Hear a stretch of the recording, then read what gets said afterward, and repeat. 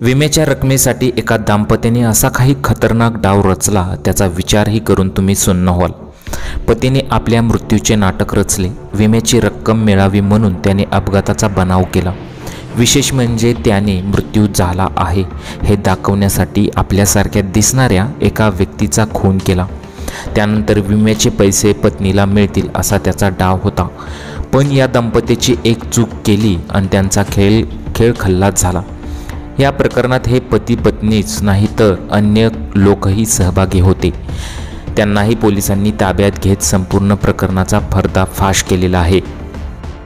मुनिस्वामी गौडा आणि त्याची पत्नी शिल्पा राणी हे कर्नाटकचे रहिवासी आहेत। त्यांनी एक भयंकर गट रचला। त्यानुसार त्यांनी एका भिकाऱ्याची हत्या केली। विम्याचे पैसे मिळावेत यासाठी त्यांनी हा कट रचला। या घटनेचा उलगडा हत्येच्या 10 दिवसानंतर झाला।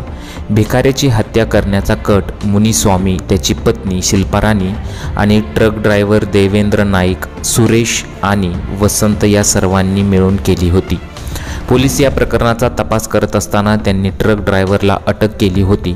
त्याची जेव्हा चौकशी केली गेली त्यावेळी त्याने भिकाऱ्याला मारल्याचे सांगितले। त्यानंतर पोलिसांनी मुनिस्वामीला अटक केलेली आहे आणि अन्य साथीदारांना सुद्धा अटक केलेलं आहे।